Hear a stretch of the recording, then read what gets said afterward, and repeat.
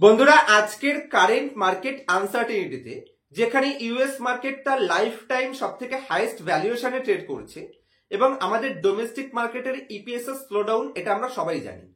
তা সত্ত্বেও ইউএস মার্কেটের রেট কাটের জন্য ইন্ডিয়ান মার্কেট লাস্ট 7-8 দিন ধরে মোটামুটি অ্যাভারেজ লেভেলের একটা বাউন্স ব্যাক দেখাচ্ছে।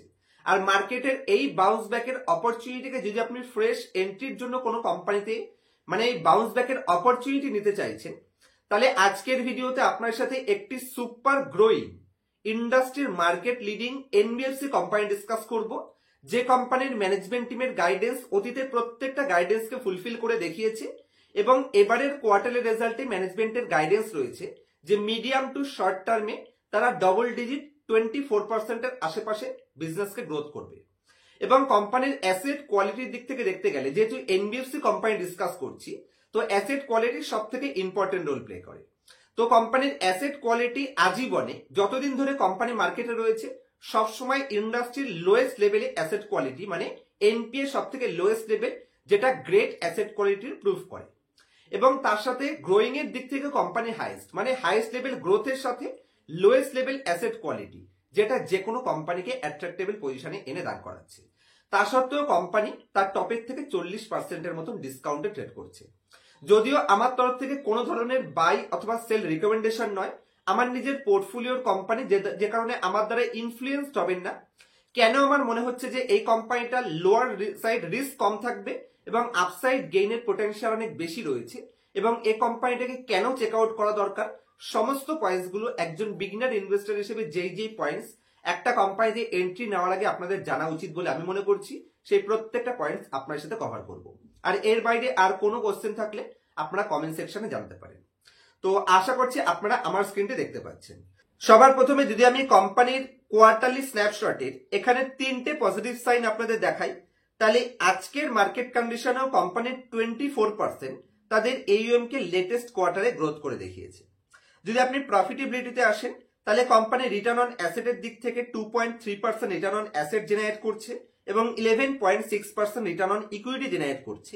এবং ম্যানেজমেন্ট টিমের গাইডেন্স রয়েছে যে নিয়ার ফিউচারে এই রিটার্ন অন অ্যাসেটকে 3%-এর উপরে নিয়ে যাবে এবং রিটার্ন অন ইকুইটিকে 14-15%-এ নিয়ে যাবে। এবং ম্যানেজমেন্ট টিমের অতীতের প্রত্যেকটা গাইডেন্সকে কিন্তু ফুলফিল করতে পেরেছে। যদি আমি কোম্পানির অ্যাসেট কোয়ালিটিতে আসি, তাহলে কোম্পানির এনপিএ মাত্র 0.1% নেট এনপিএ, যেটা ইন্ডাস্ট্রির সব থেকে গ্রেট পজিশনে সাইন দেয়। নেক্সট স্লাইড শটে যদি আমি কোম্পানির গ্রোথের কটা সাইন দেখাই এবং কোম্পানির পোর্টফোলিওর যদি আমি এইউএম এর ডাইভার্সিফিকেশন দেখাই যে কত গ্রেট লেভেলে ম্যানেজ করছে, তো বিজনেস ম্যাট্রিক্স এর মধ্যে যদি আমি এইউএম গ্রোথে আসি, তাহলে 24% কোম্পানি এইউএম গ্রোথ করেছে, যেটা Q1 FY25-এ কোম্পানির এইউএম কত ছিল? 97,071 কোটি। আর Q1 FY26-এ এবছরে কোম্পানি ওটাকে 97,000 থেকে গ্রোথ করে 1,20,000-এ নিয়ে চলে গেছে। যদি আমি কোম্পানির পোর্টফোলিও ডাইভার্সিফিকেশন দেখি, তাহলে কোম্পানি তার হোম লোন যে বিজনেসটা করে সেখান থেকে 21% এবারে গ্রোথ করে দেখিয়েছে এবং কোম্পানির লোন এগেইনস্ট প্রপার্টি থেকে 30% গ্রোথ করে দেখিয়েছে। এবং লিজ রেন্টাল যদি প্রপার্টি দেখেন, যেখানে কোম্পানি 29% গ্রোথ করে দেখিয়েছে এবং ডেভেলপার ফিনান্সে কোম্পানি 32%। প্রত্যেকটা জায়গাতে কিন্তু কোম্পানি গ্রোথ করেছে। আর যদি আপনি কোম্পানির এখানে ডিসবার্সমেন্ট গ্রোথ দেখেন, যেটা 22% কোম্পানি তার ডিসবার্সমেন্টকেও গ্রোথ করে দেখিয়েছে। আর পোর্টফোলিওর এইউএম বেসিসে আপনারা দেখতে পারেন ম্যাক্সিমাম যে লোনগুলো কোম্পানি প্রোভাইড করে থাকে, যার মধ্যে 56% অ্যাকচুয়ালি কোম্পানি হোম লোন সব থেকে সিকিউর লোনের মাধ্যমে আনে এবং লোন এগেইনস্ট প্রপার্টির থেকে কোম্পানি 10.5% ডিপেন্ড করছে আর 20% কোম্পানি লিজ রেন্টাল ডিসকাউন্টিং থেকে আনছে।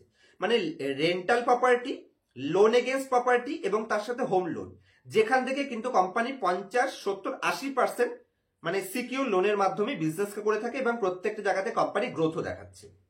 নেক্সট স্লাইডে যদি আমি আসি, এটাই একটু আগে আপনাদের দেখালাম কোম্পানির কোয়ার্টারলি স্ন্যাপশট।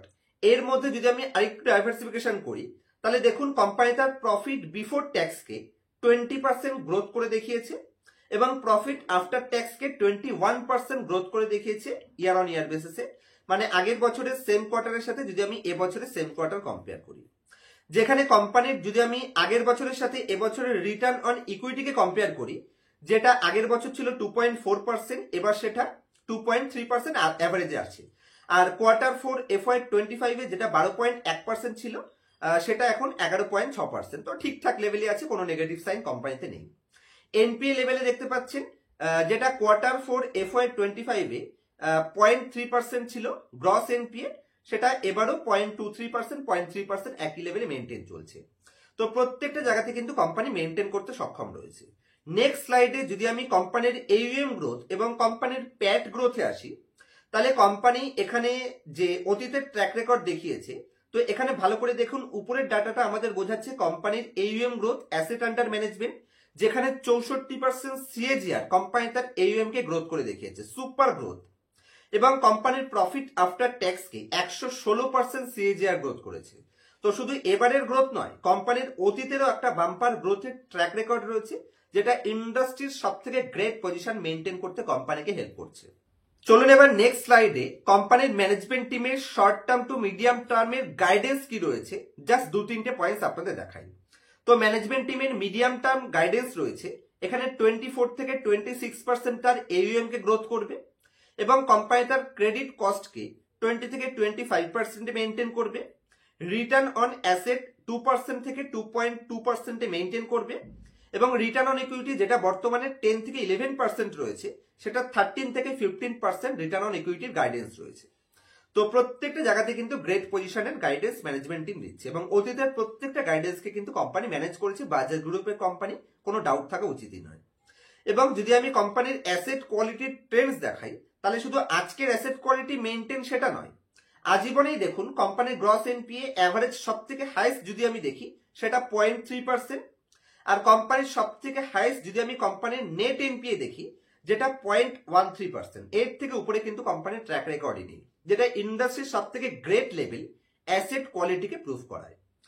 আর এটা হচ্ছে কোম্পানির অ্যাসেট কোয়ালিটি এবং কোম্পানির ম্যানেজমেন্ট টিমের গাইডেন্সের কিছু ট্র্যাক রেকর্ড। আশা করছি কোম্পানির বিজনেস মডেলে কতটা স্ট্রেংথ থাকলে এই লেভেলের গ্রোথের গাইডেন্স এবং এই লেভেলের অ্যাসেট কোয়ালিটি মেনটেন করা যায়, সেটা আপনাদের খুব শর্টে বোঝাতে সক্ষম হয়েছি।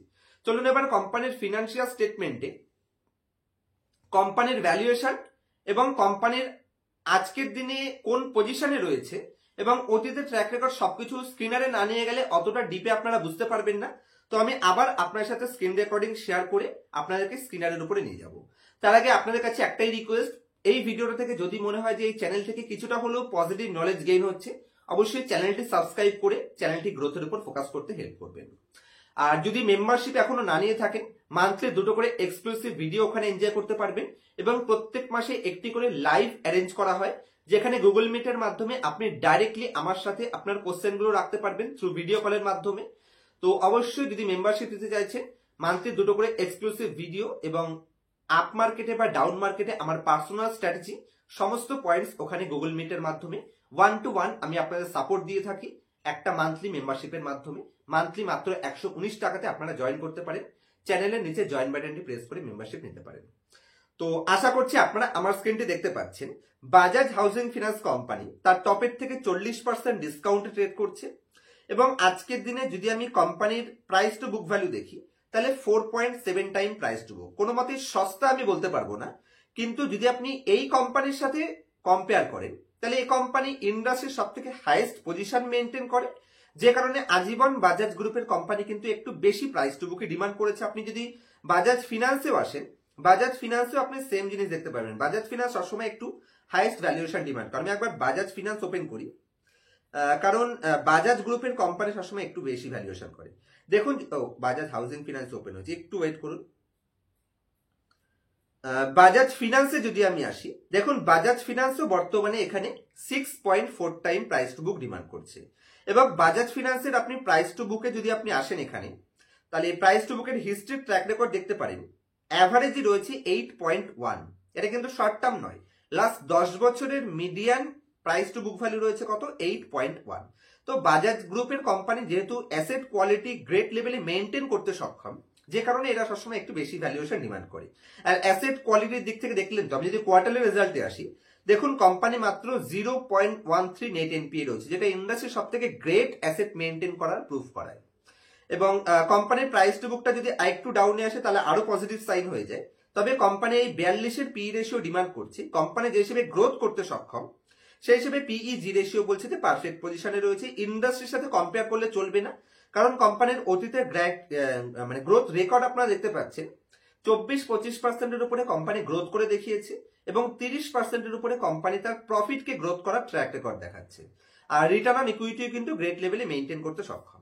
আমি যদি প্রফিট এন্ড লস স্টেটমেন্টের মধ্যে আসি, তাহলে কন্টিনিউয়াসলি কোম্পানি তার রেভিনিউকে গ্রোথ করছে এবং এখনো যদি আপনি দেখেন তাহলে ট্রেলিং 12 মান্থে life time highest ever revenue post করে বসে আছে।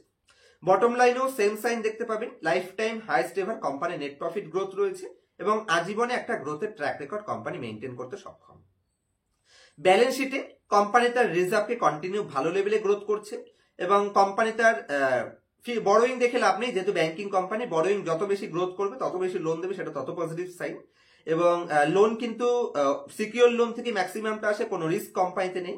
ফিক্সড অ্যাসেট যে হিসেবে গ্রোথ করছে তাতে বোঝা যায় যে কোম্পানি নতুন ব্রাঞ্চ ওপেনিং এর উপর ফোকাস রয়েছে, তো পজিটিভ সাইন। কোনো সিঙ্গেল নেগেটিভ সাইন কোম্পানির মধ্যে নেই। ক্যাশ ফ্রম অপারেটিং অ্যাক্টিভিটিস ব্যাংকের ক্ষেত্রে নেগেটিভ হতে পারে, কারণ দিনের দিন টাকা ঘুরে ঘরে আসে না, এটা নর্মাল ব্যাপার ব্যাংকের ক্ষেত্রে। আর যদি আমি শেয়ার হোল্ডিং প্যাটার্নের মধ্যে আসি, এখানেও পজিটিভ সাইন আছে। আগের কোয়ার্টারেও এখানে কোম্পানিতে 26,05,368 নাম্বার অফ শেয়ার হোল্ডার ছিল, যেটা এখানে কমে 1 লক্ষ কমে গেছে, যেটা পজিটিভ সাইন। মানে লুজার হ্যান্ডের কাছের থেকে স্ট্রং হ্যান্ডের কাছে শেয়ার হোল্ডিং কনভার্ট হচ্ছে। তো আর কিছু কোম্পানিতে অ্যানালাইসিসের প্রয়োজন আছে বলে আমি মনে করছি না।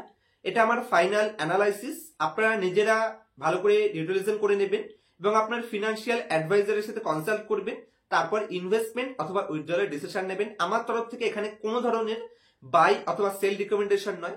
কেন আমার কোম্পানিটা পজিটিভ লাগছে সেই পয়েন্টসগুলো আপনার সাথে কভার করলাম। আর কোনো কোশ্চেন থাকলে আপনারা কোশ্চেন করতে পারেন।